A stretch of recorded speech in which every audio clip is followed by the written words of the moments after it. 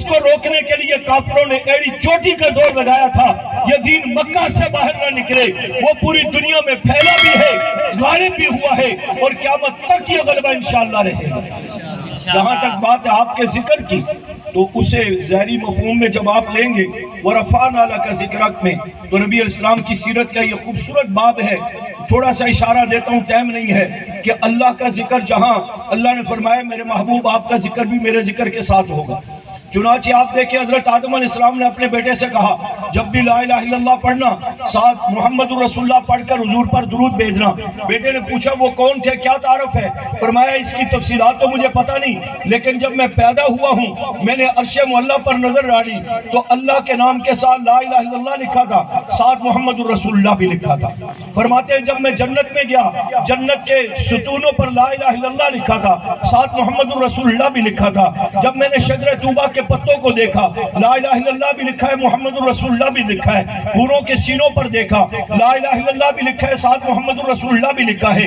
فرشتوں کی پیشانی پر دیکھا، لا الہ الا اللہ لکھا ہے، محمد رسول اللہ بھی لکھا ہے۔ سدرۃ المنتہا پر دیکھا، لا الہ الا اللہ کا تذکرہ بھی ہے، ساتھ محمد رسول اللہ کا بھی ذکر ہے۔ اس سے مجھے پتہ لگا کہ یہ اللہ کا کوئی محبوب بندہ ہے جس کا ذکر عرش معلیٰ پر بھی ہے۔ اور اگر اس کو آپ اس انداز میں دیکھیں، آدم علیہ السلام سے لے کر عیسیٰ علیہ السلام تک 1.25 لاکھ نبیوں کی دعوت و تبلیغ میں، ان کی تعلیم و تدریس میں، ان کے پروگرام اور نظریے میں جہاں اللہ کی وحدانیت کا تذکرہ تھا، وہاں رسول اللہ صلی اللہ علیہ وسلم کا ذکر بھی ساتھ ساتھ ہوتا رہا۔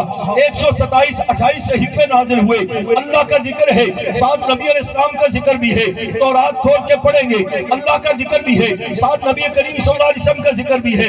زبور کو پڑھیں گے، اللہ کے ذکر کے ساتھ آپ صلی اللہ علیہ وسلم کا ذکر بھی ہے۔ انجیل کو پڑھیں گے، اللہ کے ذکر کے ساتھ آپ صلی اللہ علیہ وسلم کا ذکر بھی ہے۔ الحمد سے لے کر والناس تک قرآن کے 30 پارے پڑھو گے، 540 رکوع پڑھو گے، اور 6236 آیات پڑھو گے۔ ہر سورت، ہر رکوع، ہر آیت میں جہاں اللہ کا ذکر ہے وہاں محمد الرسول اللہ کا ذکر ہے۔ اسی کو اللہ نے کہا وَرَفَعْنَا لَكَ ذِكْرَكَ، محبوب دشمن کی باتوں سے پریشان نہ ہو۔ میرا بھی اعلان کرتا ہوں دنیا بھر میں جہاں جب جس وقت مجھے رب کا تذکرہ ہوگا، محبوب تیرا بھی ذکر ہوگا۔ سبحان اللہ۔